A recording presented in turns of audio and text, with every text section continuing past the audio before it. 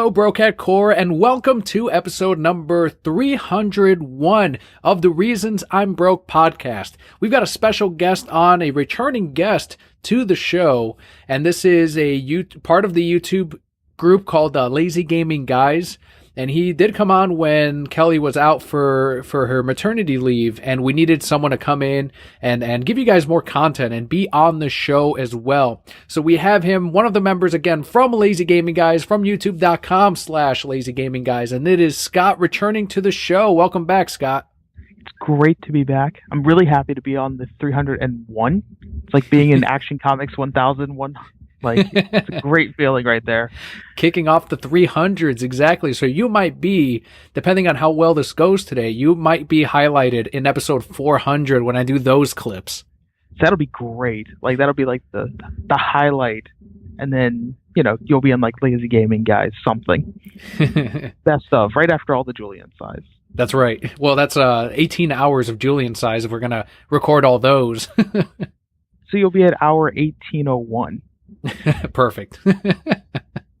So to any new listeners of the show, this is a special episode. Normally I have my other co-host, my wife Kelli, on the show. But since we were going to be out of town during the episode's release, we wanted to have some content out for you. And thankfully, Scott agreed to come on the show and talk video games and comic books, two of the biggest pillars of the Reasons I'm Broke podcast.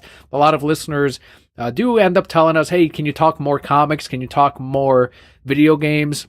And in this case, I do have someone who is arguably a much bigger gamer than I am, especially in recent years, much bigger gamer than Kelli is. And he runs his own YouTube channel along with Jacques and Julian for Lazy Gaming Guys, where they do Let's Plays, they do E3 coverage. And that's something that's continuing every single week on their end. So it couldn't have had a better person to have on right after E3 2018. Yes. There was a lot of announcements that I'm super excited to get to later. That's right. First, we're going to do the block of comic books, and then we'll do E3. It's going to be very loose, very different than what you would normally listen to. But once again, for any new listeners, next week will be a more traditional episode. Otherwise, last week, episode 300, was a more traditional episode as well. So more or less what you will expect every single week on the Reasons I'm Broke podcast.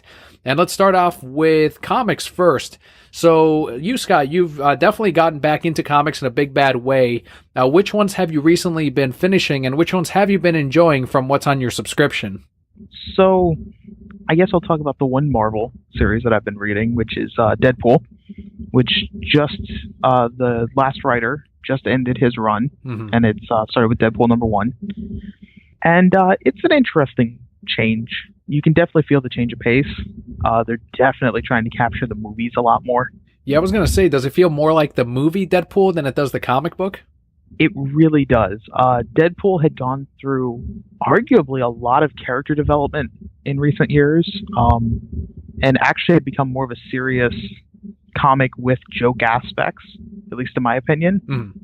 And now it's not a bad thing, but it's definitely a different tone, to the point where in Deadpool issue 1, he comes up with different backstories, one of which being Batman's backstory, in which he actually realizes he's not the young child going through Murder Alley. He's actually the murderer of the parents. Oh, Jesus. Deadpool killed Batman's parents. Exactly. But it's like, it's different shots that they'll take at things, but it definitely feels more like a joke series, which old-time Deadpool fans, like before the last run, which started in 2016, they'll probably get a lot more of a kick out of this. Any people coming in from the movies will definitely love it. But for me, it's okay. I mean, I'll give it a few more issues to see if I want to continue it. I also want to talk about Amazing Spider-Man 800 came out. Yeah, that was the second to last issue before they go back to a new #1 with ASM, and this was basically the wrap-up of the Red Goblin arc, which has been incredibly popular. Yeah, it was the end of Go Down Swinging, which is the next to last issue of Dan Slott's Amazing Spider-Man, which has been really good. I've really gotten to love Spider-Man again because of Dan Slott's Spider-Man. That's really funny because Dan Slott, for many years, got so many death threats for being one of the instrumental writers to undoing the legacy that they had built on Spider-Man for so many years, getting him unmarried, getting him, the biggest thing is single again. That marriage between him and Mary Jane was no longer around, and I think that was from the One More Day story arc. I'm not huge on Spidey, so someone can correct me if I'm wrong on that, but that's what he used to get so many death threats on. And now that he was the writer for Spider-Man for so many years, basically the Jeff Johns of the Spidey universe, they were telling him, you need to redo this marriage between Peter and MJ. And he was very vocal on Twitter before he quit for the 18th time in saying, Peter will never be married again. Peter will always be young. He will always be this. And like, he pretty much crushed fans' dreams to the point where I think all of the threats finally got to him. And he's like, let me actually move on to Tony Stark after who knows how over a decade probably of Spider-Man. Yeah. I mean, his Spider-Man series has been pretty good, and I'm going back now and catching up in a bit more of it now with trades. I started with the Go Down Swinging arc, and it's just been really good, like really well written. To anyone saying, like, what the hell is a Red Goblin? Who is the Red Goblin?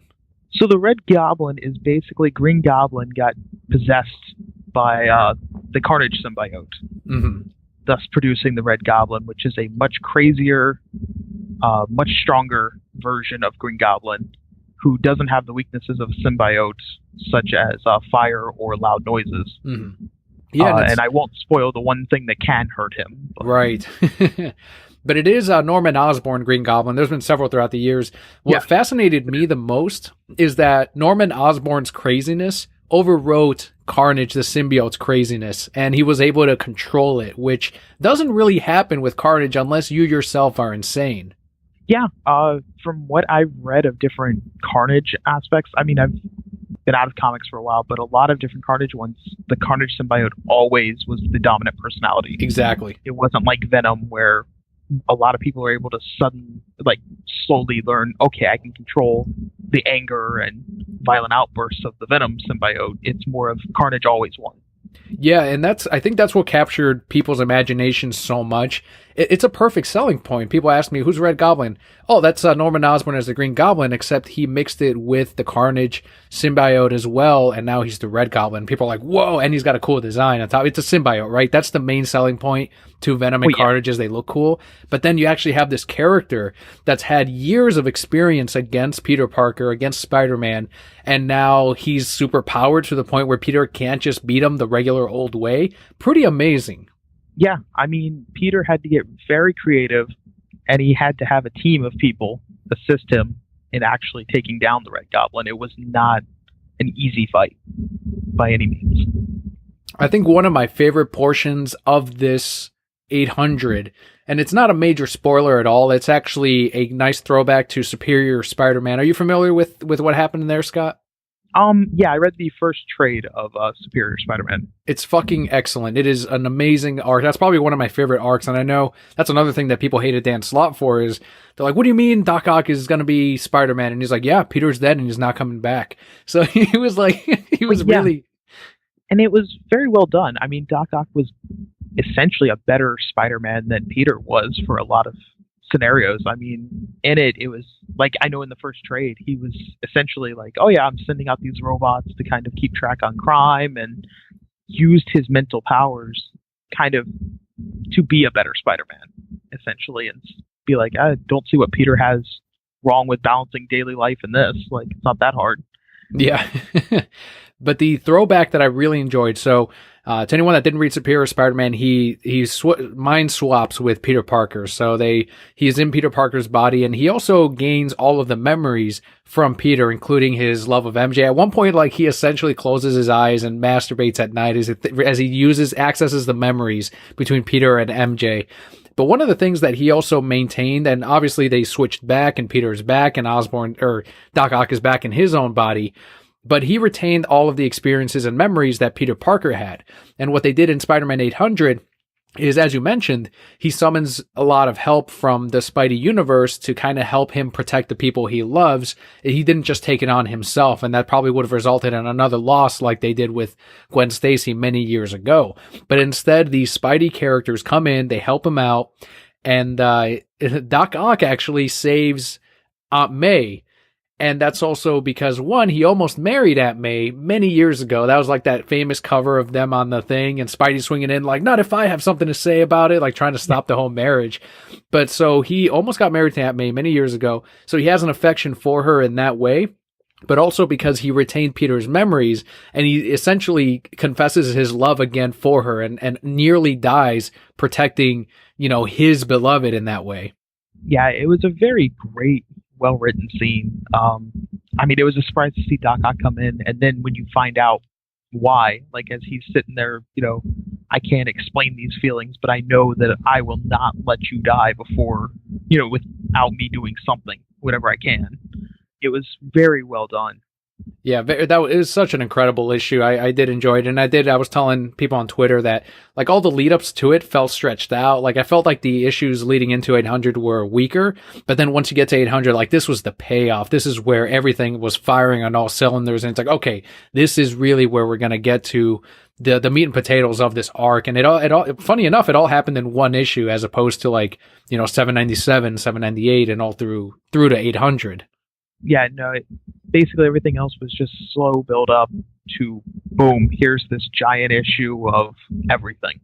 Are you excited? And then, I was going to say, and then it just leads into 801, which will be the end of Dan Slott, his run on Spider-Man, which is just the aftermath, essentially. Are you going to be following Dan Slott into Tony Stark Iron Man, and will you be following Amazing Spider-Man with the new creative team? So I won't be following Amazing Spider-Man into the new series. I've read the Free Comic Book Day issue. Mm-hmm. I didn't think it was bad, but it's just not my style. Right. It takes it back to a more traditional Peter Parker, which is good in some ways. After Dan Slott's run, it's not my biggest fan of Peter Parker. And then I will be following Dan Slott at least for one issue to test it out and see what he has in store for Iron Man. As not the biggest Iron Man fan, it'll be interesting to see if he can make me kind of care for the character a little more. Yeah, he's got to have so many stories built up throughout the years of Iron Man to take on that particular assignment. It's just like Brian Michael Bendis, who recently moved over from Marvel to DC after many years of an exclusive contract with Marvel. And he said, I want Superman. Give me a crack at Superman, which you and I as Super Sons fans were like, no, because he's undoing in a way, the family aspect that Superman has. But he's also been like, I've had these stories, and that's the mountain I haven't conquered. It's Superman. So I feel like Dan Slott has some sort of similar take on Tony Stark, where he's like, I haven't really done my Spider-Man thing with any other character, so let's do it with Tony Stark. And I think it has such incredible potential. Yeah, I'm really looking forward to Tony Stark Iron Man, just because I'm looking forward to what Dan Slott has in store for him. Switching over to the DC side, what have you been enjoying or reading there? So I enjoyed the ending to Super Sons. So sad to see it end, but definitely looking forward to Adventures of Super Sons. Yes. Like that's going to be amazing. And then I just earlier today finished up Justice League issue 1. Yeah, Scott Snyder's Justice League. What'd you think? I thought it was kind of interesting. I like what they're alluding to and kind of building up to. With the source wall, right? Yes, the source wall, the kind of meteor of evolution. Yeah, we don't really know what that is. It just kind of hits at the end, and you're like, oh, okay, what's going to happen? And then the visions that Martian Manhunter had, and seeing where that's going to lead. If that's going to be really late in Justice League, if that's, kind of building up the final climax just early, or if that's going to be going on in this next story arc. I'm really kind of interested. Never been a big Justice League fan. I liked a lot of them more independently than as a group, but definitely interested to see where it goes. That's one of the things that a lot of writers, I listen to the Word Balloon podcast, which is just John Suntra's interviewing the people in the industry every single week, like sometimes multiple times a week. And one of the themes I do hear is a lot of writers do have difficulty writing team books because each of the, especially with the DC characters in Justice League, they're so fucking iconic that you have to juggle like these different, personalities and characters that weigh so heavy on so many fans. So I think Snyder did do pretty well as far as, giving each character their spotlight and kind of letting each one handle their own part of the universe. And it's not, someone in trouble and the team has to save them. But the most interesting aspect to me was that he ended up making Martian Manhunter the leader of the Justice League, which you don't see. Normally it's the Trinity, kind of all three heading the Justice League, if not, really just Batman. It's interesting because it almost builds a theme of unity, essentially, because of Martian Manhunter using his telepathy to guide them in different ways, and also to keep them together so that they can communicate together, so that they can work as a team. So it's an interesting, almost symbolism of the team aspect and how close they've become over time. And I like that. Yeah, go ahead. Oh, I was going to say, I really loved one of my favorite scene out of that entire first issue was when they had to, in case you haven't read it yet, but it was last week, or a few weeks ago at this point, when he has to destroy the moon. And it's just like, oh, Bruce, I'm going to need the help of those bombs you set on there. And he's like, no, I didn't. Yeah, we know you did. Okay, fine. Like, I mean, I just love that banter of like, no, you're Batman. Like, I know you have something up here. Like, you try to pretend you don't, but like, no, you've planned for this type of scenario for the moon needs to be blown up. Like, I think Piccolo did that once. Yeah, a few times. Dragon Ball Z blew up the moon about 4 times. Yeah, I think the fact that, as you mentioned, it is kind of Martian Manhunter being that unity of the team, it almost sets up like if Martian Manhunter ever goes down in an arc, that will have a heavy impact. I mean, any of these members really, but the way he's building the story, there's a lot of focus on Martian Manhunter. You go back to a flashback to his origin. He watches his daughter and wife burn alive in front of him, and he just kind of relives that forever, right? So it seems like he might be setting up maybe something in the future happening to the Martian Manhunter that will create some kind of rift in the team. Yeah, I mean, it would definitely be an interesting thing because he's building up to your point.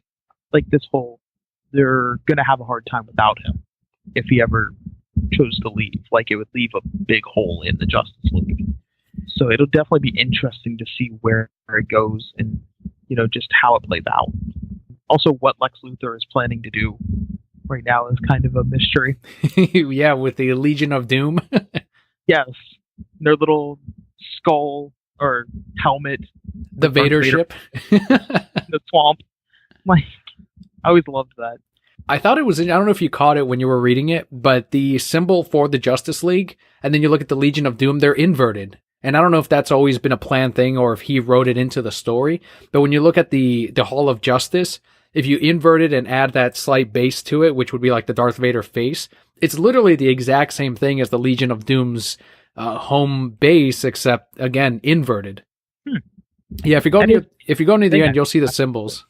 Yeah, I definitely never noticed that one. That's kind of cool. So yeah, you wonder if that was intentional or if he just noticed it and kind of ran with it. Yeah, and that's the other thing too with Lex Luthor, who has been more or less more of a hero than a villain in the last couple of years in the Superman universe, in trying to almost like Doc Ock prove that that humans are better for Metropolis than an alien, which is Superman. But now it's almost like he's switched completely into the evil aspect of it. But with it being Scott Snyder, it's not just going to be a night and day thing. It sounds like Lex Luthor has learned something about the Source Wall or about this evolution meteor or whatever it is to make him take these steps. Yeah, I mean, he even basically calls himself like Justice, and stuff like that. So it's just kind of an interesting thing of, I think he still, whether he is or if it's just in his mind, he still sees himself as a hero, essentially. No, I completely agree. But yeah, so I mean, I think that it'll be interesting to see if that is just in his mind that he thinks what he's doing is right and that he's the hero, or if we find out that no, like, his actions are heroic actions that just didn't seem heroic at the time. Mm-hmm. Yeah, and those are usually the best villains. I think that's why, for example, Infinity War, I hear it all the time at the comic shop, is that people love Thanos. And I think it's because they made him a sympathetic character, and arguably probably, and I haven't seen it, but just from going of the previous Marvel movies that I have seen on the weaker villains that they have had, once they did nail a villain, like truly nailed him in writing and in execution, that he would resonate a lot with the MCU fans. And it sounds like Thanos is the one that actually did it. Yeah, I mean, he was pretty well written in Infinity War. I rather enjoyed him for the most part, and I enjoyed the movie quite a bit. I think it's definitely one of the stronger MCU movies. Not my favorite, personally, but one of the stronger movies. Did you get around to seeing Ragnarok yet on Netflix? No, I have not yet. Okay. Just let me know when you do. Let me know when you do. If you do. I haven't sat down and watched the whole thing from beginning to end, but just from what I've been playing at the shop and catching, I've just been like, holy shit, this is fucking terrible. Yeah, like, I don't know. I mean, Jacques and Joy both tell me it's like an amazing movie. And like, that was great. And one of the best Marvel movies, and definitely the best of the Thor movies.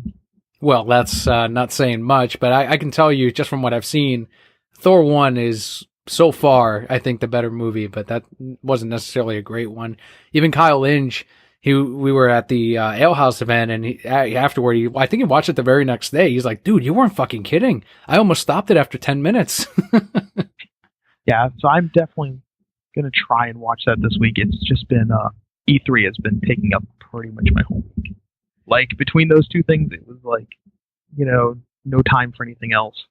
Oh, I'm sure, absolutely.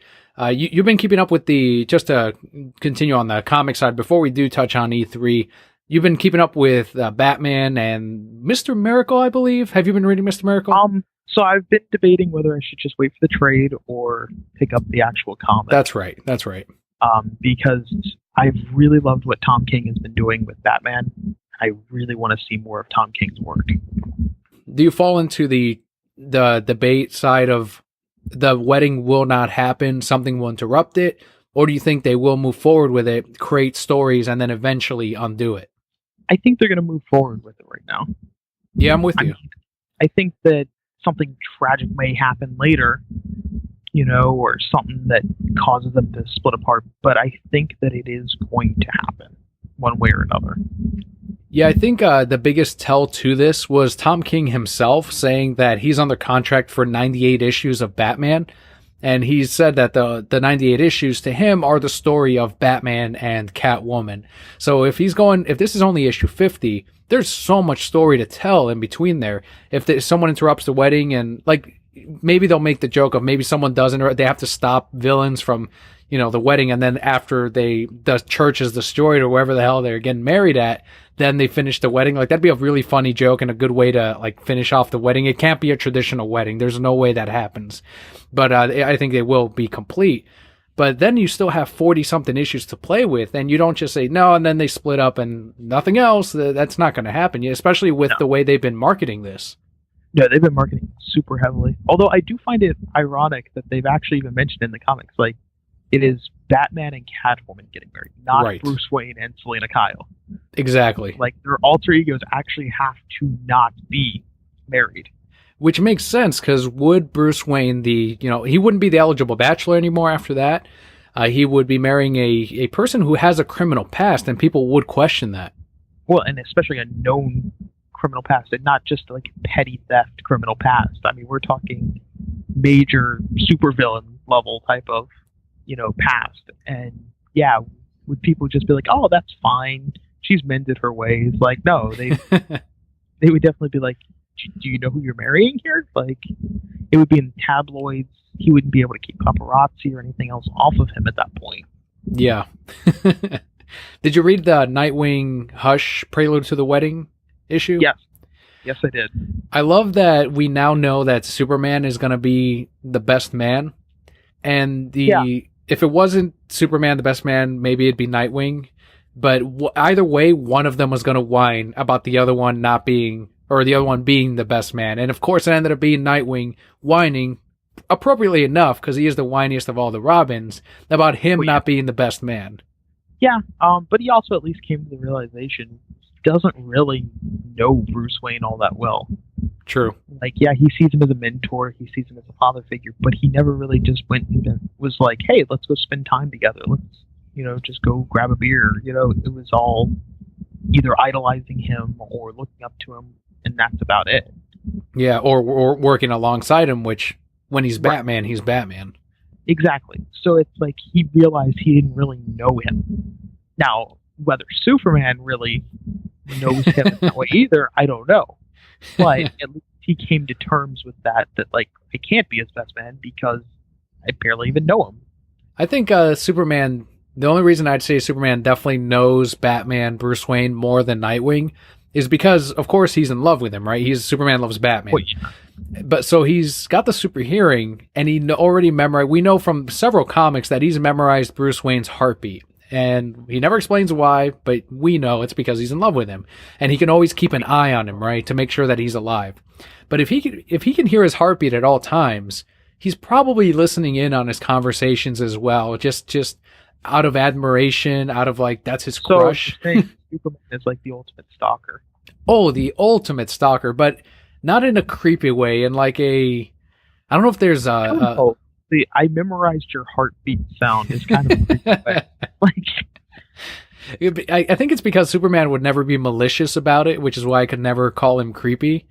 It's unsettling, but he's not an unsettling guy either. I think it's more of an innocent, weird crush, kind of like a girl that follows like their favorite band member on every on Facebook, on Twitter, on Instagram. That's what I liken it more to, like a teen hard crush is what I see that as. Or maybe it's true love. I don't know. We'll never know unless some comic book writer decides to make it. Fucking cowards. They need to do it. Just admit that Superman and everyone else in the DC universe is in love with Batman. That's all you got to do. It'd be like Tom King's Everyone Loves Ivy, except everyone loves Batman. That's what Bobby and I were joking about too, is Superman was actually not under Ivy's spell, and he was just saying, I love you out of it. It just happened to cut to him and his normal life. And it's like, oh, wait, it's just Superman being Superman. Like, he was never under anyone's control anyway. Like, it's just perfectly normal. Yeah, I'm excited for the wedding issue. I think it's going to be massive, of course. People are still asking about it every day. They're theorizing on who's going to interrupt it and if it's going to be. It's going to be.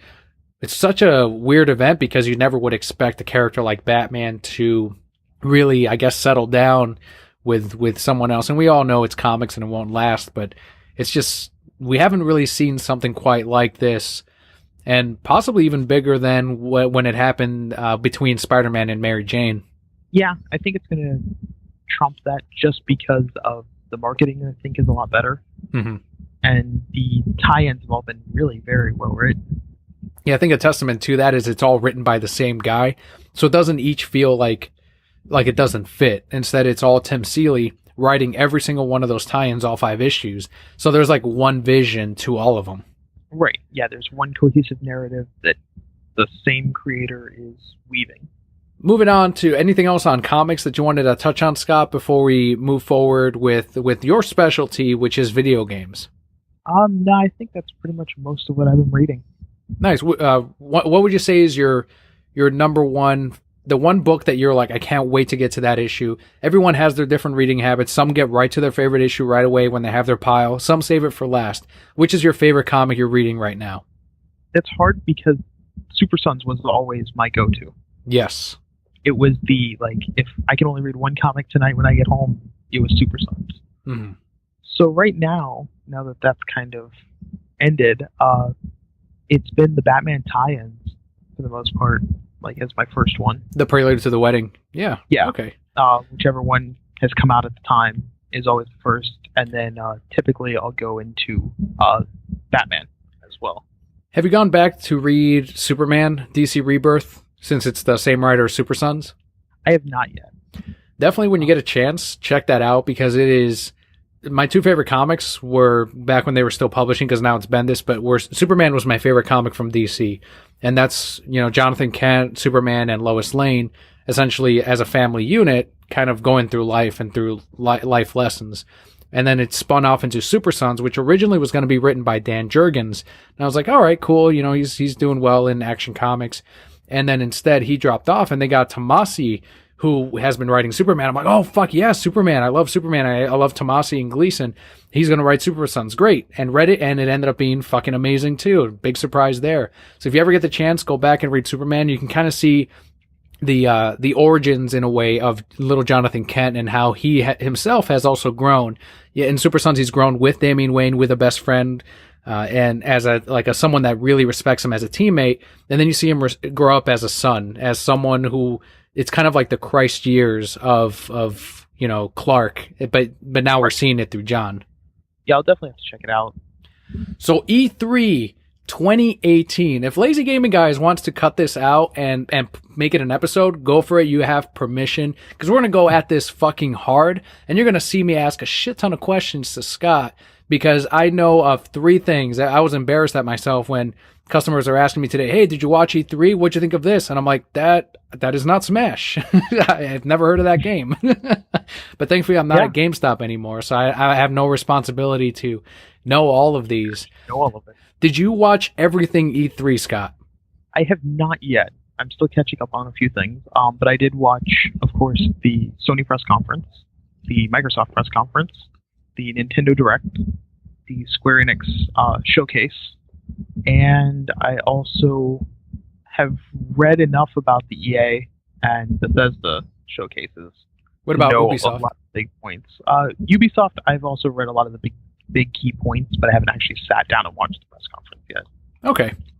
Let's start with what are the things that... Okay, so the stuff you're most excited for, leave it last, and I'm sure we're going to match on there with Kingdom of Hearts and Super Smash Bros. Ultimate. But what were some of the things that you thought were what surprised you the most from the E3 conference? So 2 of my big surprises actually are 2 of my most anticipated games, which don't involve Kingdom Hearts or Smash Brothers. Ironically, one of them came from the Microsoft press conference, actually, and that was Tales of Vesperia Definitive Edition. Is that an exclusive to Xbox One? It is not. It's going to be on Xbox One, PS4, and actually the Switch. Interesting. So I'm very much looking forward to it. I just went and pre-ordered the PS4 and Switch version today. So how come are there exclusives to the Switch version compared to the PS4? No, it's just purely the fact of I can play it on the go. Oh, gotcha. Makes sense. Because anyone who may be a long time fan of Lazy Gaming Guys and go back and watch when we used to do top 10 videos would maybe know that I am actually a huge fan of Tales of Vesperia. It's one of my favorite games of all time. It's absolutely my favorite Tales of game of all time. So the fact that it's getting a remaster made me super excited. As soon as the trailer started playing and I heard the opening song, I was just done. Like, my excitement levels peaked.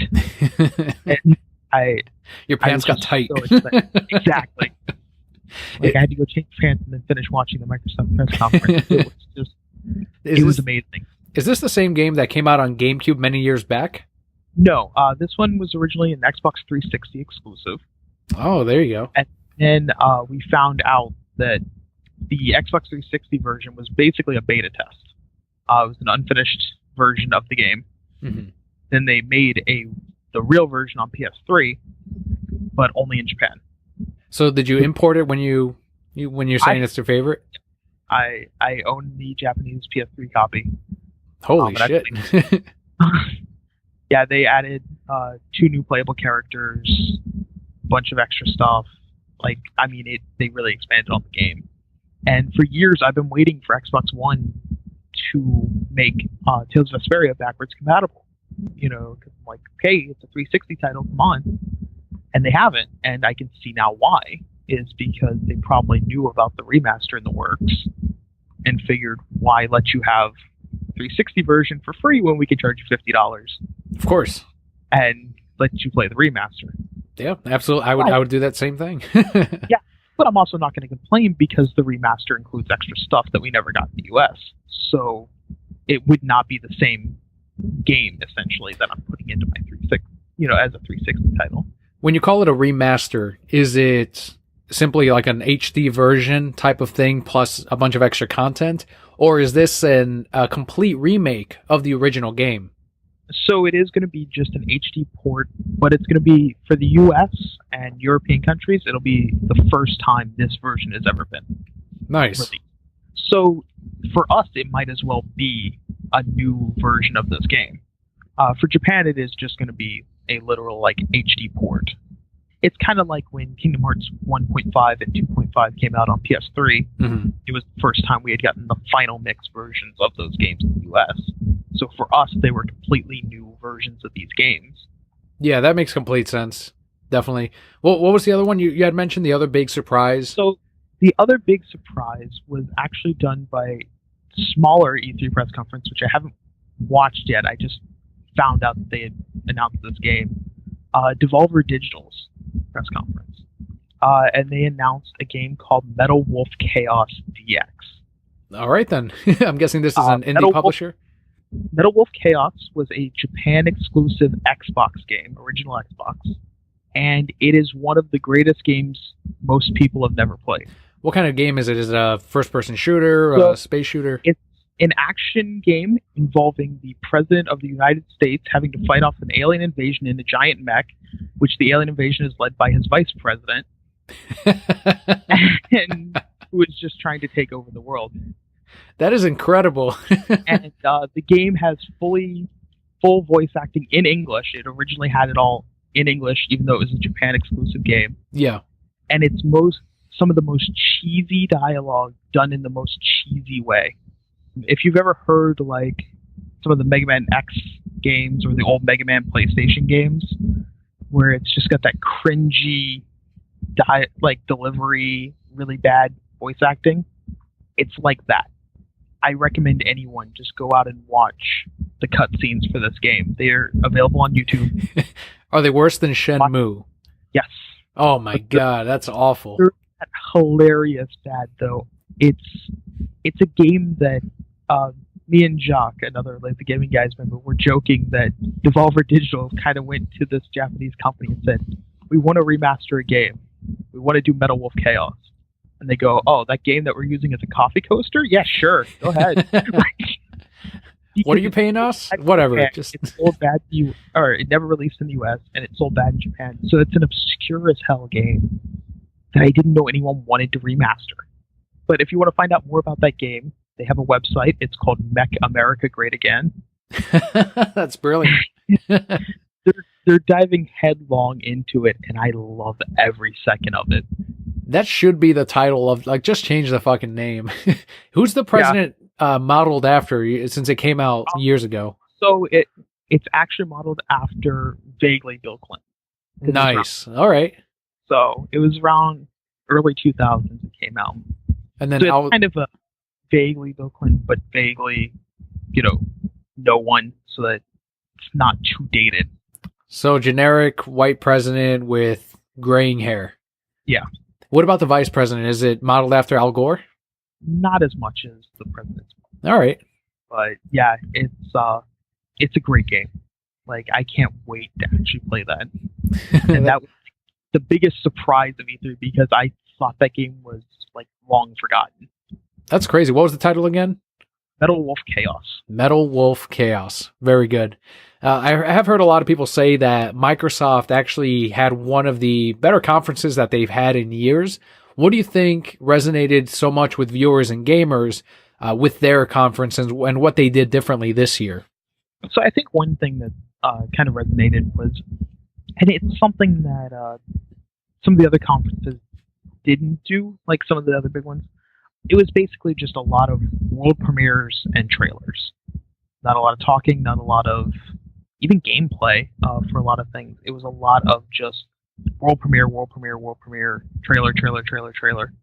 And it was a lot of games that we hadn't heard of yet, that were in development. So it was nice to get a lot of surprises out of it.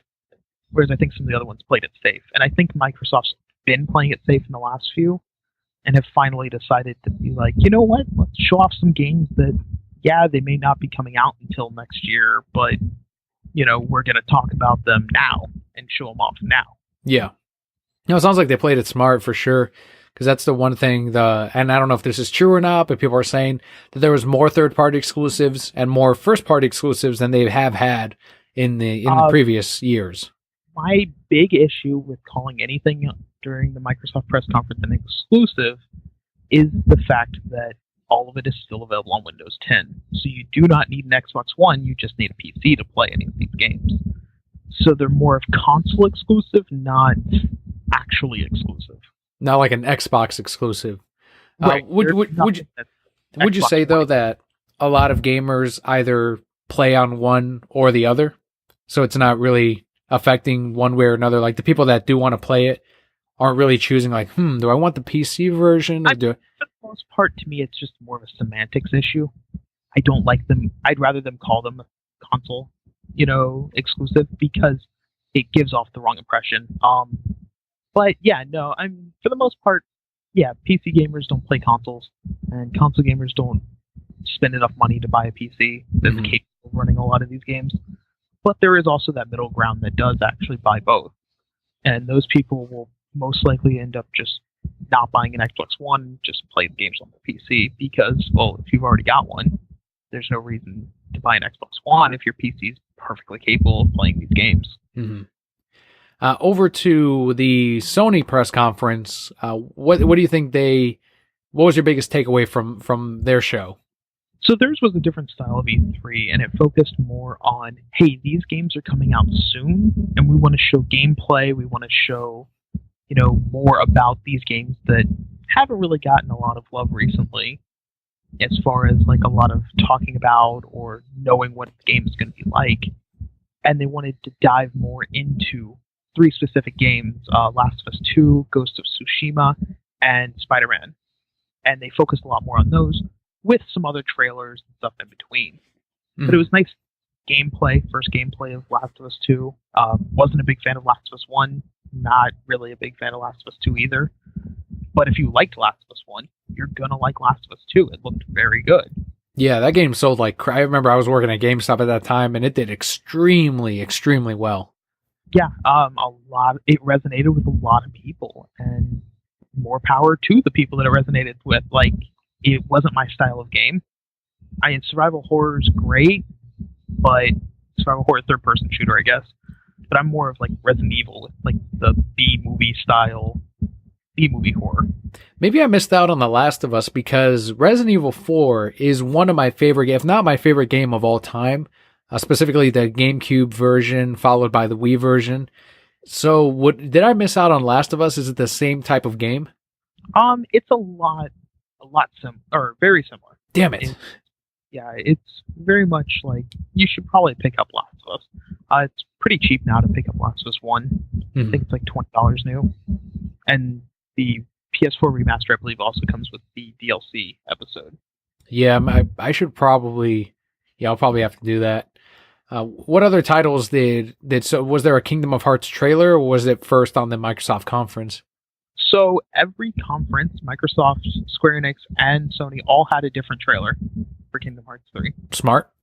Microsoft introduced us to the Frozen world, whereas Sony fuck that shit. Introduced us to the Pirates of the Caribbean world. Yeah, fuck that shit too. So it was nice that both of them got to reveal a different world. So they each had something to throw in there. Square Enix was the only one that they didn't reveal a new world. Sony also had the longest of the trailers. Sony also liked to remind you that you can only play all of them on PS4. And Sony also revealed a PlayStation 4, Kingdom Hearts 3 PS4 Pro, which I will be picking up. Yeah. I didn't really want to buy a new PS4, but I'm not going to not buy that. Because the true fans will buy the PS4. What I like to call the Haunted Mansion edition. Yeah, it very much looks like that. It looks like the fucking wallpaper. It does. I love it. Like I think the controller is the best part, though. To be fair, if they just sold me the controller, I'd probably just buy that. What's the controller look like? I was just focused on the console. It's very much the same design. It's just, I think that having it all sprawled out on the big PS4 landscape is just a little too much, because it does make it look like a wallpaper or something. A little too busy. Yeah, whereas having it just more simplified on the controller looks a little nicer. Yeah, to anyone that hasn't seen it, it's got that kind of jet black color to the PS4 as they have been, but then it looks like the designs are probably going to be done in like a gloss finish when they do release it. Like a gold gloss finish. It's like different heartless symbols, keyblades, stuff like that. They've used the pattern a few times on other games. On the 3DS too, didn't they? Yes. And I think on the PSP, when they released the Birth by Sleep PSP. Something you didn't answer on Twitter. And first, I want to ask, is there a collector's edition yet that they announced for Xbox One and PS4? So there is a Kingdom Hearts 3 Deluxe Edition. What's that include? Art book, steelbook case, which I hate. Yeah, I don't like them. But I want the art book, and a Disney trading pen. Oh, that's fucking genius. What's the pen of? I couldn't get a clear picture of it. Like, it was so tiny. Oh, but you're the Kingdom of Hearts guy. It's only in the GameStop ad, and it's so tiny. And GameStop's ad won't let me zoom in. They have included trading pins with 1.5, 2.5, and 2.8. Mm-hmm. So it's not surprising. What is surprising that it's only in the deluxe edition. So there's the regular game, and then there's the deluxe edition? Yes.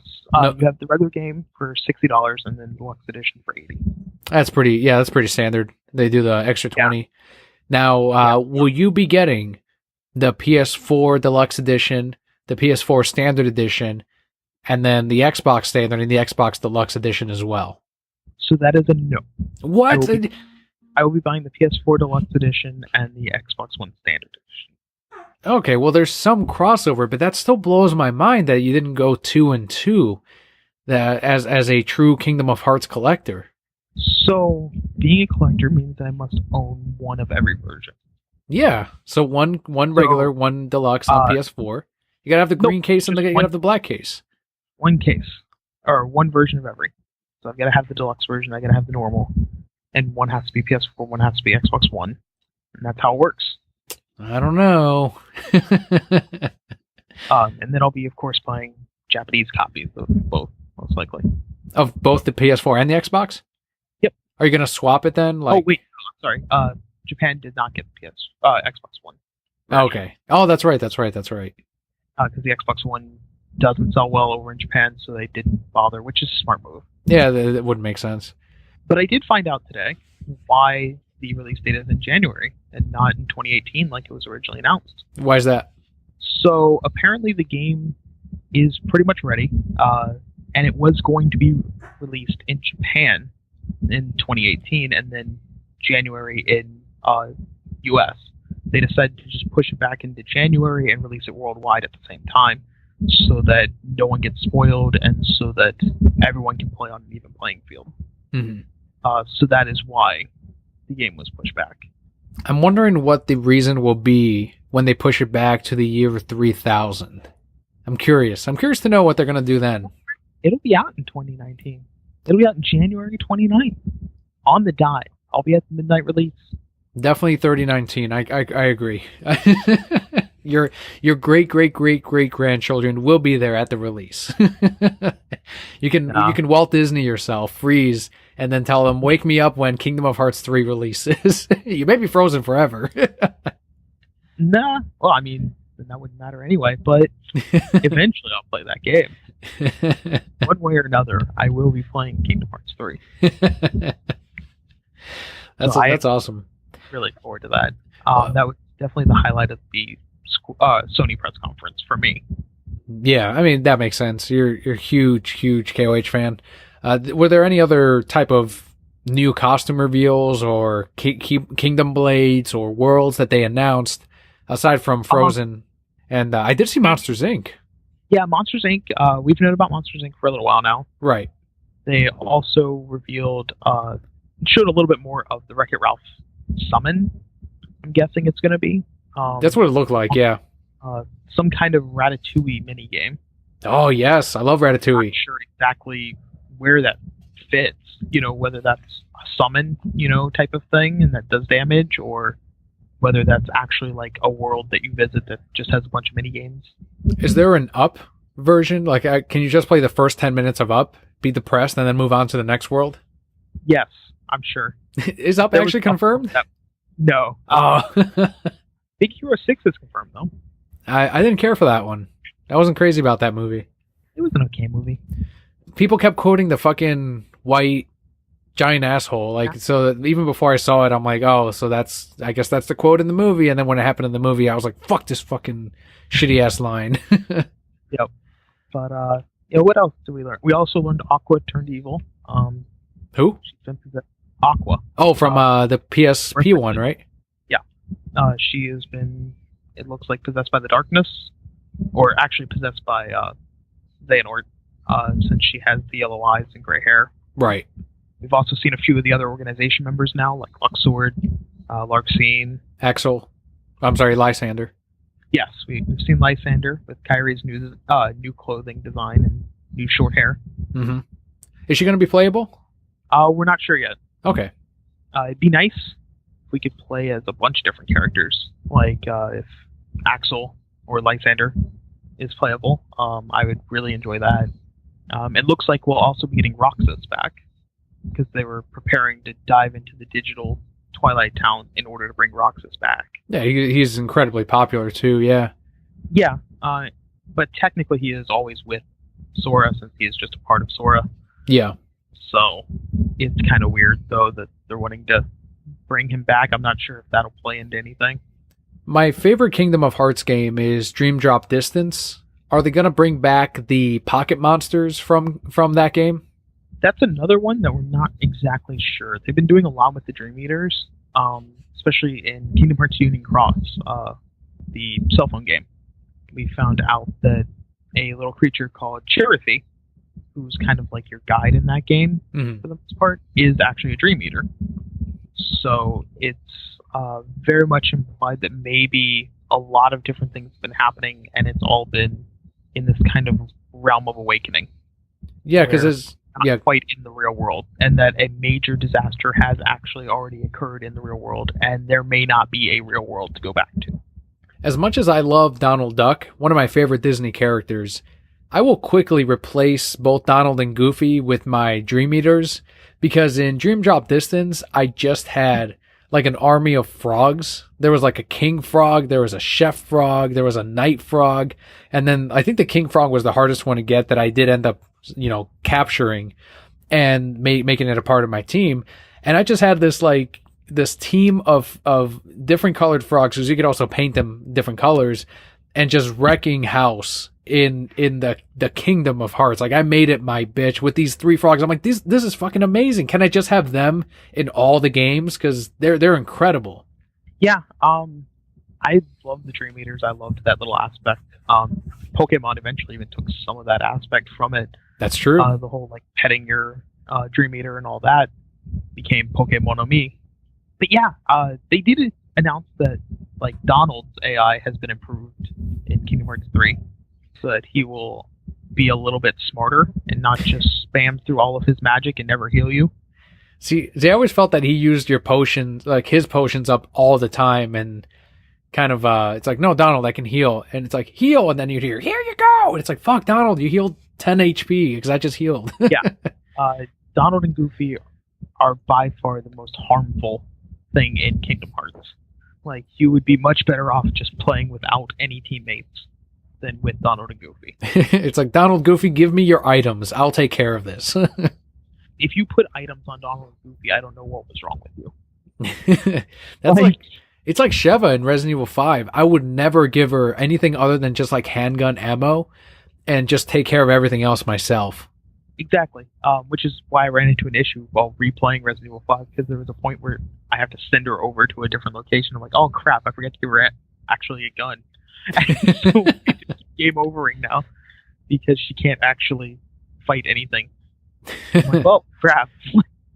But yeah, it's very much the same thing. Like, you get like an unlimited machine gun and give it to Sheva and be like, all right, now you can't waste ammo, go. That's true. Very true. Even then, though, she'd still be firing off like 2 at a time. Oh, yeah. No, I'm excited, though. I am excited for, as much as I make fun of the releases or the delays, I'm excited to eventually play Kingdom of Hearts, even if I am 90 years old when I eventually play it on the PS7. whenever that releases. And I think Kelly will probably play her own campaign on the new game on 3. So we'll see. We'll see what happens. I definitely want to be a monster in Monsters, Inc. I think that's probably what I'm most excited for because that's my favorite Pixar movie and actually one of my favorite Disney movies on top of that. So if I can say, I don't know if it's going to be just a remake of the movie like they did on Kingdom of Hearts 2, or if they're going to go with the route that they have in the handhelds of just original stories. But if I can visit Boo again with Sora, with Donald and Goofy, and then Mike and Sully, like that's just the world I can stay at for the rest of the game. Yeah. That world also aesthetically looks just great. I'm really liking the fact that there's quite a few different times where Sora, Donald, and Goofy actually look different. Mm-hmm. Because in the older Kingdom Hearts, for the most part, unless you were in like Halloween Town, Space Paranoid, Tron level, or like Pride Land, Gay Pride Rock, yeah, or like Atlantica, you basically look like Sora, Donald, and Goofy. Whereas it looks like now every area, for the most part, has its own unique design for Sora, Donald, and Goofy. Which I think it definitely should be. If anything, if they haven't done that, delay the game to do that for every fucking world. Because one, it's fun to have the different theme to every world that you play at because it feels like a whole new, as it should be, a whole new world. Two, that's more merch that you can sell. You know, you can. Yeah, like it's this alternate outfit of Sora. It's like so many pre-orders I got for the Nightmare Before Christmas Sora when they did the little statues, and it's like, this is exactly why they should keep doing these. Yeah, I mean, because it's like, oh, this is the Monsters, Inc. Sora, this is the Toy Story Sora, this is the, Pirates of the Caribbean Sora. Mm-hmm. This is normal Sora, yeah. So with the other big release that I actually did pay attention to before we get into Smash and the rest of Nintendo's is the Spider-Man Arkham Asylum game. Like, holy shit, that still looks awesome.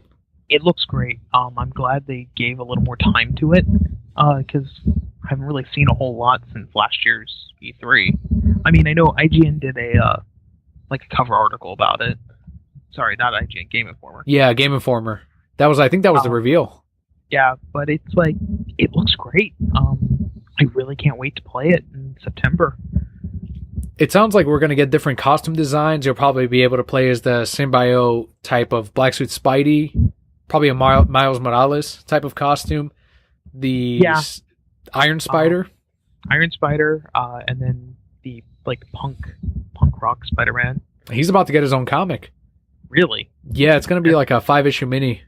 But because I didn't really know a whole lot about that character before this. He was in a one-shot in Edge of Spider-Verse, and that's where they debuted the punk rock Spidey, Spider-Gwen, and that was probably the most one-owned. It completely overshadowed the rest of them, and that's where that book is like now a $90 comic book. But the punk rock Spidey also, it didn't blow up quite like Spider-Gwen, but they're actually doing a 4-issue mini titled The Edge of Spider-Geddon, and he's the main focus of this mini-series, so I think the design is really cool, so why not do as many costumes as you can? Plus, if you do DLC, throw up more costumes on there, just like they did with Arkham City.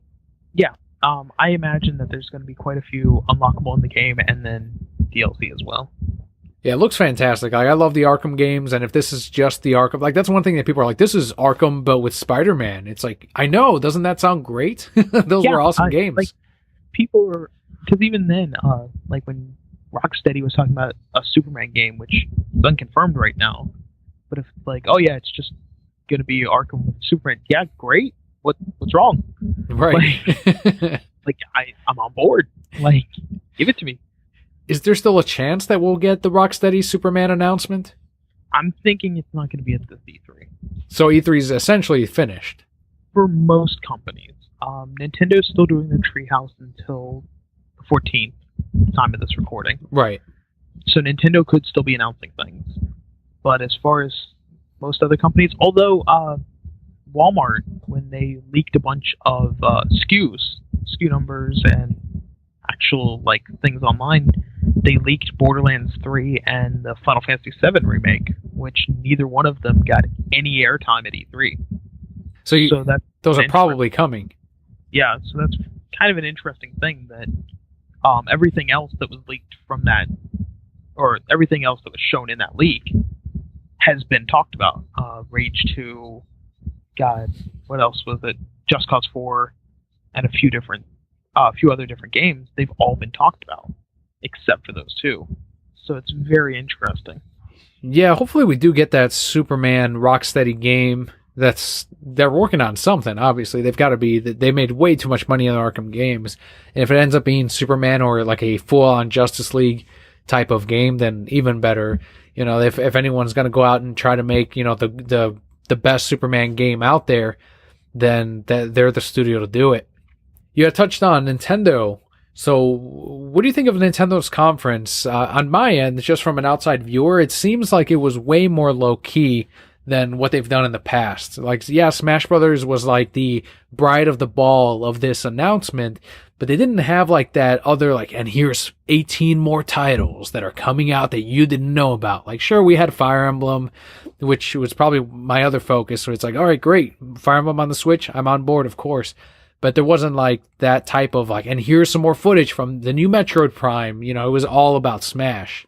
Right. And one thing, though, about Nintendo's Nintendo Direct for E3 that you have to remember is that they also do the Treehouse for 3 days, the whole 3 days of E3.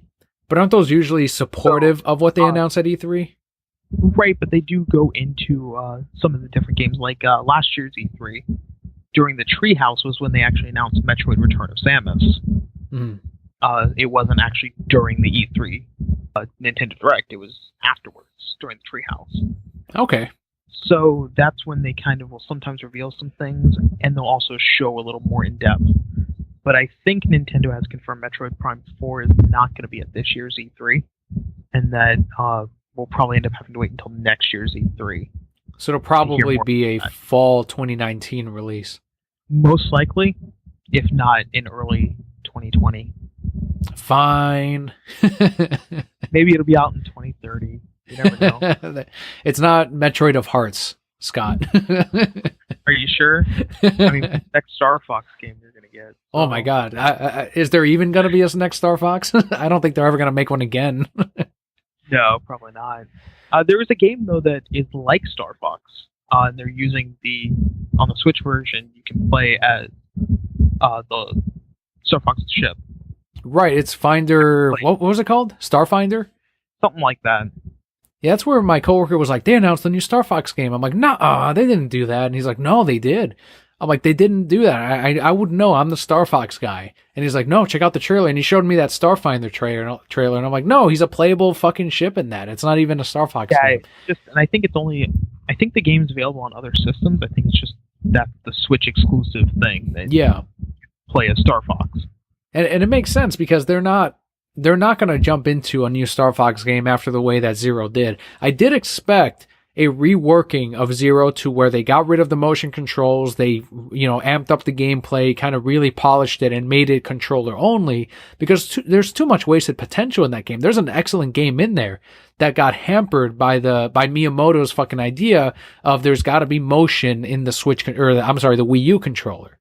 I was speaking to Jacques about a lot of different things, and with the E3, I think that there's one reason why Nintendo didn't announce a lot of other stuff besides Smash. And I think the simple fact is they don't want Smash to compete against a bunch of other stuff because I think those other games aren't going to do as well. Because if they put out a Star Fox Zero up against Smash, it's just going to destroy that Star Fox Zero's sales, and then they're going to look at it and go, well, this game wasn't profitable. Well, they can release that in the summer or the fall and then Smash Brothers in the winter. But they might announce that more in the fall that, hey, this summer, here's a new Star Fox. Yeah, I guess we'll see. So, I mean, like this winter, I'm kind of expecting a Pokemon-centered Direct where they talk about the next actual generation of Pokemon. Which will probably be next year, yeah. Yeah. A lot of people are saying that Pokemon Let's Go is the next branch of games, but I've been explaining, I explained it on the podcast too, is it is simply there to try to get those gamers to buy a Pokemon game that are playing Pokemon Go, much like they did with Pokemon XY. Because a lot of people forget that Pokemon XY came out right around the time of Pokemon Go's launch, and a lot of people got really nostalgic. It was a huge hit on Pokemon Go, and a lot of them are like, I love Pokemon again. Let me get the new Pokemon game. And then I think when they realized that it's not Pokemon Go, that it is, a traditional Pokemon game, they didn't then pick up Pokemon Sun and Moon or Ultra Sun and Ultra Moon. So instead, they're like, we can replicate that success again by having some more of those familiar mechanics in Pokemon Let's Go, which to me and Kelli as well as like the more quote unquote hardcore Pokemon players were like not as impressed by these changes, and instead are going, okay, this is great. I understand why they're doing it. Where's the next one? Where's the one that we're definitely going to, go all in on? Right. And I think that it was nice that they, at least when announcing originally Pokemon Let's Go Eevee and Let's Go Pikachu, they did say, hey, the next one is coming. Like, we are working on the next core Pokemon game, to give those hardcore fans like us just a little bit more of, we haven't forgotten about you. This is not the new direction we're going. This is just, it's kind of like the Pokemon Mystery Dungeon games or the Pokemon Ranger games or Pokken Tournament, where it's just a spin-off side series. I mean, Pokemon's done almost anything at this point, so it's not surprising.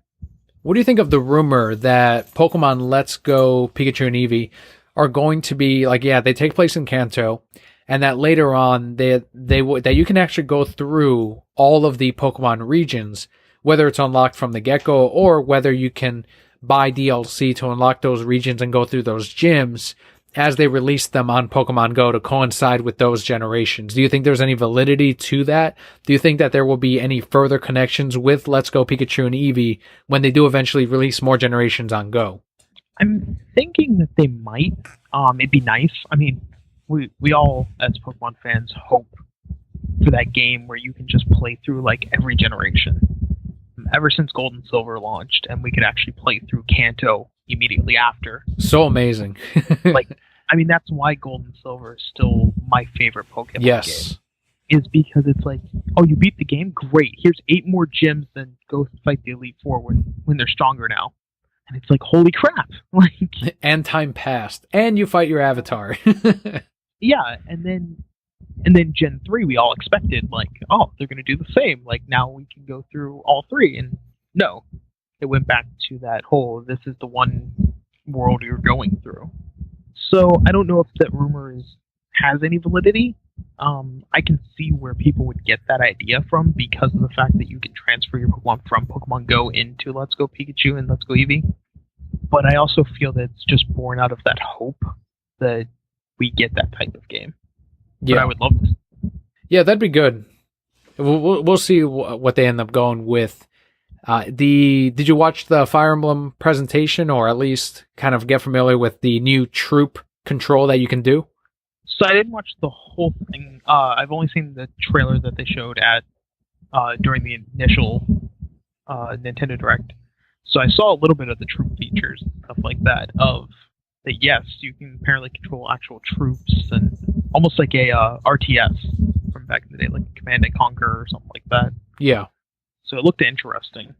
Yeah, I think the biggest takeaway, which I thought was hilarious, is that they said, and now you can control your character freeform. It's like, okay, great.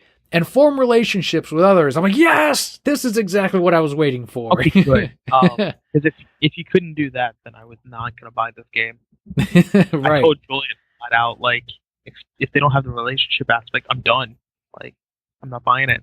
That's the only reason Kelli plays it. Like, you have to be able to form a relationship, fall in love, have kids, and then send your kids into battle with you. Yeah. I mean, even just the relationships, like, it adds so much more replayability to these games.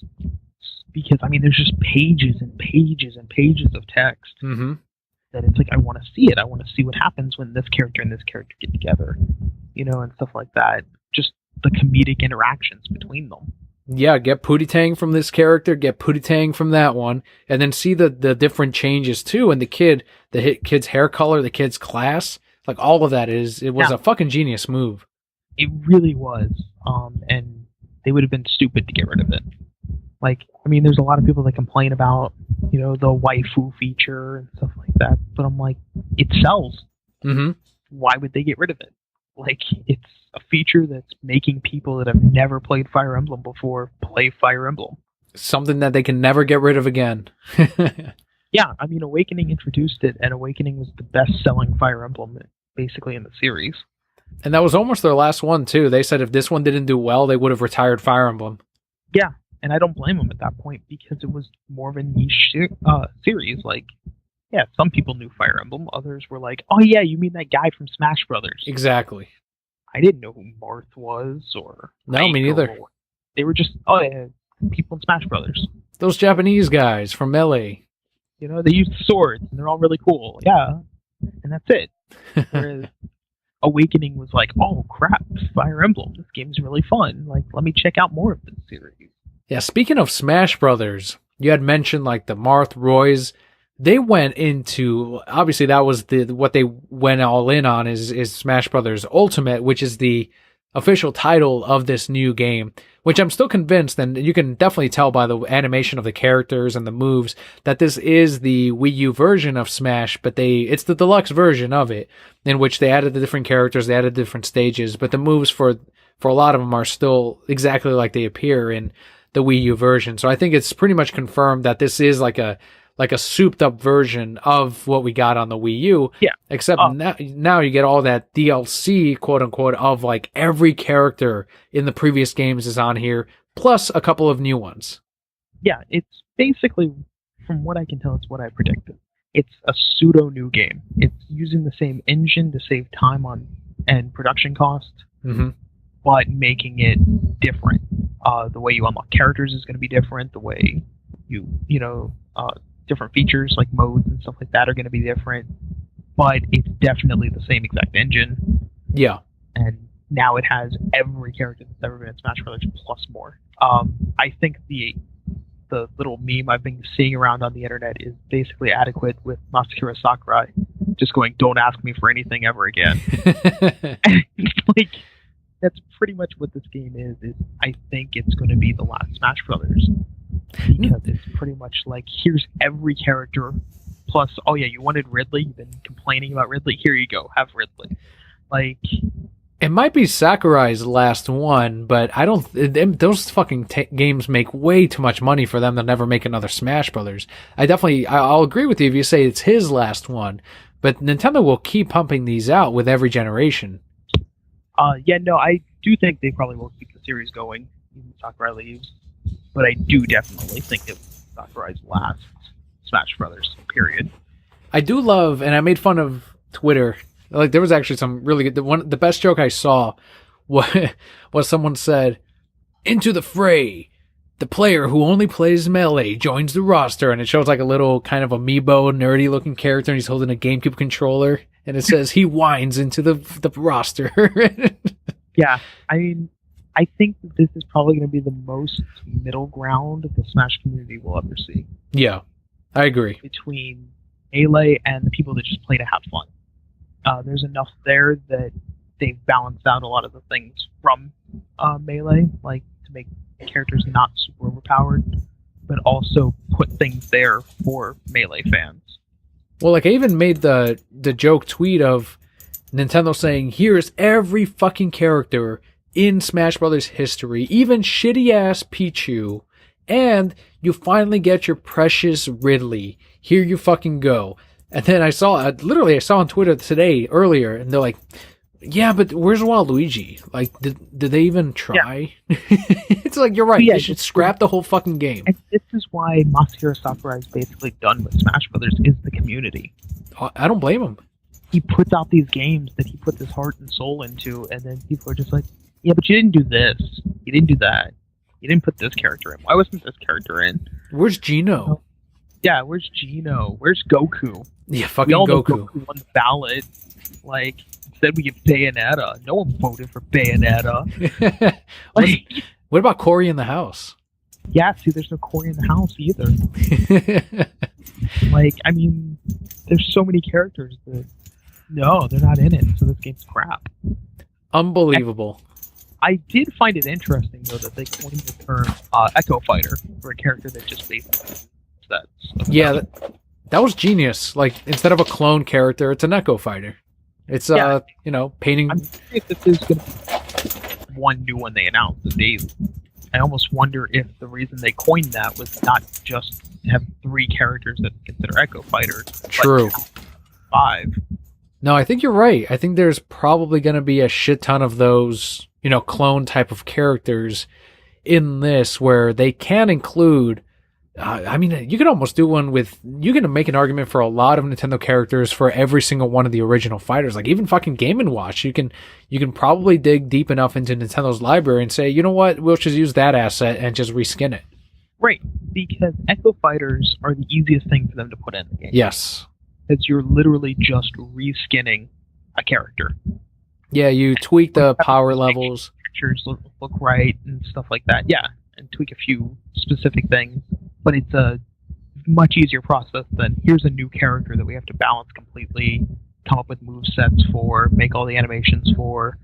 Like 90% of the work is done. Did you see the tweet about for us to get Ridley, we had to sacrifice Mega Man and Mario? Yeah, I was very, very interested when suddenly like Mega Man just like takes one to the chest, fucking impaled.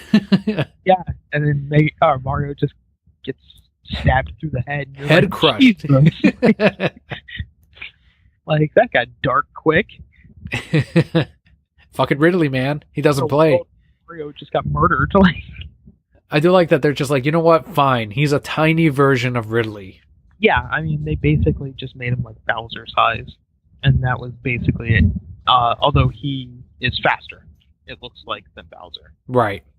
Yeah, I think the one conflict I had, or I have, and it's not even a complaint, it's my main in the last Smash Brothers was Greninja, and I did pretty well with him. But now they're bringing back Wolf, who was my main in Super Smash Brothers Brawl. So it's like, god damn, like, who do I really want to play? Because Fox is done for. They're never going to make him a good character again, not after Melee. And it sounds like it's going to be the same type of moveset for this new Smash for Ultimate. So that's why I chose Wolf, because he was heavier, he wasn't light as a feather and get pushed off the stage as they nerfed him in Brawl. So that's who I went with, because it was the same type of moveset, but he wouldn't be as easy to kill. And then they didn't have Wolf in the last one, so I played around with many characters, and Greninja was also a very fast character that I can play as, but he also was strong and not hard to hit off the stage. But now both of them are in there, so it's like, who do I choose? The canine or the frog? Well, and I think a lot of people are going to actually be having that issue, because even like a lot of Solid Snake fans and mains, like, he's back. Okay, well, are you going to stick with your new main that you found in Smash? For Wii U and 3DS, or are you going to go back to Snake? That's true. One thing that I'm really curious to see, and someone brought it up, and I didn't think about it at first, are the Codex conversations with Snake going to come back? Oh, that's right. Or are they going to have one for every character? Because I'm really hoping they do. I'm sure they will. A great feature of Smash Brothers. Well, even if they went all out as they have, they're like, and even Bayonetta's different sound effects when she uses her guns, and even, I think it was Ike or Marth, have slightly different voices when you play as them. It's like, Jesus Christ, man, how much time did you guys fucking have? Each version of Ike, whether it was Path of Radiance or Radiant Dawn, is slightly different because he's slightly older. That's like super nerdy, like, let's masturbate the nerds type of thing. It's like, damn, they really thought of everything. Like, most people would never have noticed it. One thing that I'm really hoping, and we didn't see if it's confirmed in this, but me and Julian were talking about it earlier, is with the Pokemon trainer. You can now play as a female Pokemon trainer. Right. But it'd be really cool if they had different generations. Yes. Like, you can play as the Pokemon trainer from, Gold, Silver, and have, like, the male and female of, Red and Blue, Gold and Silver, and, like, Ruby and Sapphire type of thing. They could even get away with reskinning the Pokemon and making them Echoes and just having, like, a similar moveset, because they all pretty much, most of them have, like, that grass, fire, and water. Charizard definitely be Typhlosion. Yes. Totodile for Squirtle, and Bayleaf for Ivysaur. Yep. Easily. Granted, Typhlosion can't really float, but you can just, make some shit up. Well, you could make it to where he has, like, some fire that he, like, boosts out of his blood. I don't know. There you go. Make some shit up. Well, I mean, if the Pokemon anime can have it where he just fire spins to get through Surf without taking damage because the fire evaporates all the water, then you can do all this crap. Absolutely. There's one Pokemon player in my Pokemon League, in my old one, who used to he's like, I fucking hate the anime. And I'm like, really? That's kind of weird. Like, you love he's a professional Pokemon player. He's a judge in the TCG, not necessarily in the video game, but he's like, the anime breaks all the fucking rules. I hate it. And I'm like, I've never met a Pokemon fan that takes the rules that seriously. Yeah, I mean, it makes sense that the anime really just is like, oh, what? No. You're weak to water? Yeah, that's great. You can just dissolve all the water, like evaporate it all. Like, no weakness. Or what's that? Pikachu's lightning can't hurt an Onix? Don't worry, the water sprinklers went off because it hit those, and now you can suddenly hurt it because it's covered in water. Or even in X and Y with Ash Greninja somehow losing to Charizard. It's like, fuck, man. Like, I know Ash can never be the champion because it's like, where do you go from there after the anime? But god damn. Yeah, it's just weird. Like, the weirdest thing, but the anime breaks the rules. I mean, you even had where in the first season of Pokemon, they had a Sandshrew that the guy was just training the water weakness out of him. That's right. He's like, no, you're just not going to be weak to water anymore because I can just train it out of you. Yeah, that was great. The games, you're not like, oh yeah, let's just train everything to get rid of their weakness. I want to set you on fire every day, Bulbasaur, and eventually you'll be okay. Eventually you'll evolve to not be flammable. Oh, man. Type. Closing out Smash Brothers Ultimate, what else did you see on there that you were just like kind of taken aback by or really pleased to see? So I was really happy to see Saffron Cities coming back from the original Smash Brothers. From 64? No way! I fucking missed it. What do they do? Is it the same pixelated type of look, or what do they end up doing? They've redone it so that it actually looks smoother, streamlined. Oh, man, I missed it completely. I gotta see this shit. I did too. Kotaku talked about it. I'm like, are you kidding me? I missed it. That's incredible. I loved that level from the original Smash Brothers. Like, it was one of my favorite ones to play on. Is it still the same Pokemon coming out of the doors and flying in the background? I don't think that we saw Pokemon like coming out of the door. Like, boo! It was just like a quick picture of it. Yeah, well, it's still cool that it's returning. Yeah, Pokefloats is one that I'm really hoping for. Yeah, I mean, Julian wants to control and hopes Henenbo comes back. Which one? Henenbo, the electroplankton level from. Oh, okay. Yeah, I don't know if they'll. No one really liked. Why is he like that one? Oh, he's just wanting to be a troll and. Oh, okay. No, but I was also really see Big Blue come back. Who is it? Big Blue. Yeah. That was a big one. That was a great stage, actually. Like, it's super dangerous. Yeah, no, it was definitely like you need to watch out for. One of the other features I really enjoy is that now, if you're playing just one-on-one, you do more damage to each other to kind of make the game a little faster. I saw that the animations were more dynamic if it was one-on-one, but they actually, so the damage is increased if it's one-on-one? Yes. I don't know if that's a good, can you disable that? Because I'm not sure I like that. It's minor. A lot of what they were showing was maybe like 1% more damage. That makes a difference, though, over a whole. Yeah, I'm not a fan of that. Smash Brothers is very, very much known for having a lot of different options for customization during matches. Yeah, if they can throw in like a classic mode or a non whatever you call that, then I'll be okay. Mode for that. And there better be a no items, final destination, all Fox mode. Yeah, they did at least include like Omega versions of every level, like the Wii U version, but they also have the Battlefield levels for everything now too. Yeah. Yeah, they had that in the last one too, didn't they? The Battlefield version is new. It's the Omega always there, which is the Final Destination version. Gotcha. So if you wanted like a Star Fox type of theme to it, yeah, I remember that. Yeah, it was cool because you can just choose random and do the Omega versions every time. Yeah, and it gave you that Final Destination of just a single platform, but it looked different based on the level and had the background and stuff, which was nice. give you something other than, hey, we're playing on Final Destination, so we get to see just a starry field again. Woo. Versus No. seeing something different every time. Yeah. No, that's really cool. Hopefully they'll announce, I mean, they're going to announce more characters in the Treehouse event that we haven't talked about.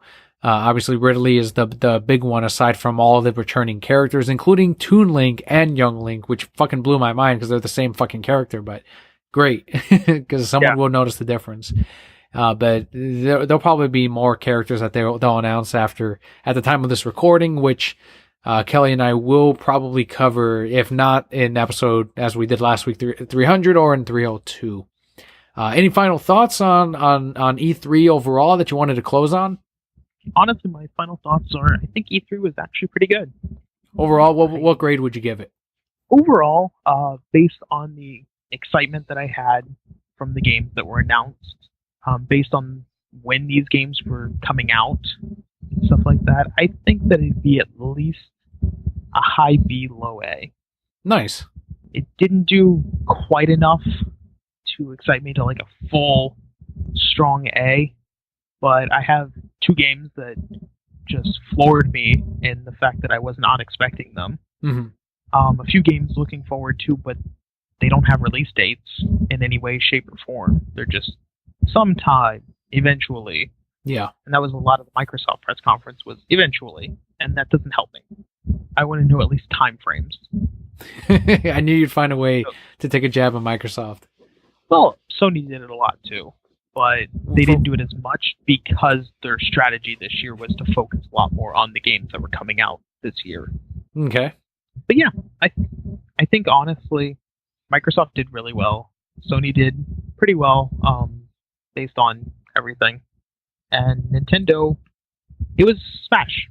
That was basically all it was about. But they're not strangers to doing this. Breath of the Wild, when it was announced, basically was all of their E3 as well. Yeah, I was still disappointed to see that there wasn't a Switch 2.0 announced.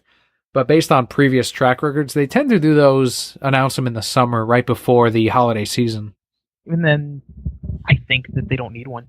Switches are going to be selling off the market like crazy when Smash Brothers is about to come out. God damn it. Well, then I guess I'm not playing fucking Smash until 2020 because, I don't know, man. I really don't, because I know as soon as I fucking buy a Switch, they'll announce the 2.0. And there's enough problems I have with the Switch's hardware that I know they will correct with the next one, but God damn it. Like, I know they're not going to get me like that. There's like a little light in like Miyamoto's office that as soon as like you buy a Switch, it's like, oh, let's make this. And now the time has come. Daniel has bought a Switch. It's exactly like Gordon has the red phone for Batman. They have that for like when I buy my bank account. They have it hooked up. They're like, yep, they did it for me when I fucking bought a DS. It's like, those sons of bitches. And like months later, here's the DS Lite. So you fucking assholes. Happened with the 3DS. When they announced the purple one, I'm like, oh my God, a purple 3DS? Amazing. This is it. They wouldn't just announce a new color and not do like a new version. I'll get the purple 3DS. Months later, the XL. I'm like, you sons of bitches. And they're going to do it with the Switch. I'm telling you. I can't wait. I'm looking forward to the Switch 2.0 once you buy a Switch. You're like, Dan, buy a Switch already. Yeah, the faster you buy a Switch, the faster we all get Switch 2.0. Nintendo announces the Reasons I'm Broke edition of the Nintendo Switch. And I'm like, all right, well, I guess I got to get that because, I mean, I wouldn't be, pushing our brand. And then as soon as I fucking buy that, they'll announce a Switch 2.0, the Reasons I'm Broke edition. And I'm like, you motherfuckers. And everyone else will be buying that one. It's like, damn it. Oh, man. Like, you'll just be at GameStop buying that Switch, and they'll just put out the Switch 2.0 immediately after. As you're walking out of the store, they're just putting them on the shelf.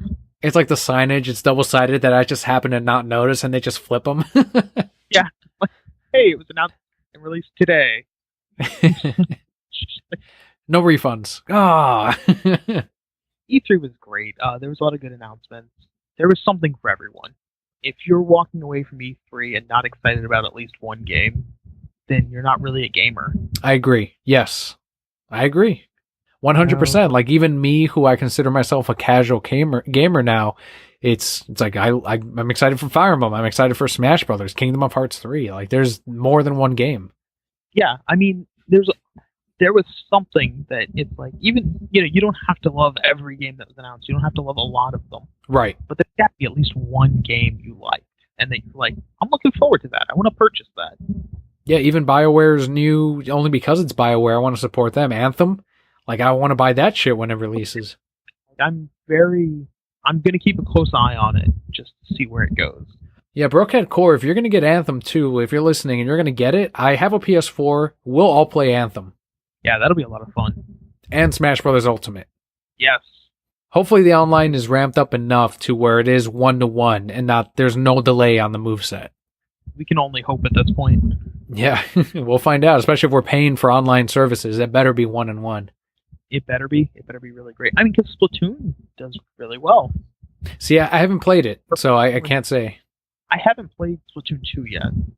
I know Splatoon 1 for the Wii U, though, was great. Like, I felt no input lag whatsoever. It was pretty much 1-to-1. That's good. And I've never heard anyone complain about Splatoon 2 on the Switch having any. So if Splatoon 2 can do it, come on, Smash. I mean, Fortnite was announced and released, and people aren't having any issues with that. There you go. And Pokken Tournament DX, also I've never heard any issues. And that's a fighting game. So all signs point to all will be well. Yes. That's the hope, but it's going to be good. I'm thinking this is going to be a good year for gaming. Sounds great. I'm excited. So let us know, Brokehead Core, what from E3 you were most excited about. I know Discord lit up like crazy during E3, so huge thanks to all the Brokehead Core members that immediately were like on Discord chatting it up as they were watching E3. That was really exciting for me to watch because it's like, holy shit, like this is like this community is definitely like really engaged, especially in the gaming portion. And there's listeners that are way more into games that it's like they can definitely answer way more questions than I ever could. And they've definitely made themselves like friends and partners in the way that they've discussed a lot of these games. So I thought that was really neat. So let us know what you were most excited about. At Reasons I'm Broke on Twitter, at LazyGamingGuys, at Pandanime. And that actually brings me to our sign off of today's episode. Scott, where can the Brokehead Core find you? So they can always find us on Twitter with at LazyGamingGuys. And every Wednesday, we do stream on YouTube. It's a routine every Wednesday about 10 p.m. Eastern. Look at that. Got yourself a schedule and everything. Yeah, sometimes it'll fluctuate. Like, for instance, some nights we may not be able to get on until about 10:30 Eastern, but it will always be a Wednesday. We will always stream on Wednesday night, period. Am I keeping you from streaming? A little, but that is the routine. Now, we do occasionally stream on Thursdays and Fridays, a few Saturdays, but Wednesday will always be on YouTube with Lazy Gaming Guys. So you can always find us there streaming something, whether it's the quest for platinum, which we go after platinum trophies, whether it's just a new game we're having fun playing, or going through the Kingdom Hearts series to let any people going into Kingdom Hearts 3 experience the plot through our eyes. There you go. So if you're buying the Xbox One version, watch Lazy Gaming Guys first, and you can see a lot of the older games for firsthand. Yep, and don't forget that you can only play it all on PS4. Do you get paid by Sony? Included in the the entire collection on PS4, which is pre-orderable now, which you get access to 1.5, 2.5, and 2.8 immediately, and you'll get access to Kingdom Hearts 3 later, and it comes with an exclusive Keyblade and a background. How much does Sony send you a month to say that? $0, but I'm hoping that changes. There will be links to everywhere you can find Lazy Gaming Guys, Pandanime, Julian, and Jacques. On today's episode, just swipe on over and go to the show notes, and you will find links to everywhere you can find them, as well as on the tweet that went out with today's episode. So, Scott, I do want to thank you so much again for coming on the show and doing the episode, the E3 and comic book episode of the Reasons I'm Broke podcast. Again, it's always fun to be on here. Never a dull moment. It's always an enjoyable time. Awesome, man. I appreciate it, and I'm sure the listeners do as well, that thanks to you coming on, that there was this episode, and there was a huge portion of video game talk from someone that is way more knowledgeable about gaming than Kelli and I, so thank you again. You're welcome. I'll be on anytime you want. And a huge thanks also to all of our listeners for tuning in to today's podcast. As always, thank you so much for listening and for tuning in. I'm Daniel. And I'm Scott. And Brokehead Core, all will be well. We'll see you next week.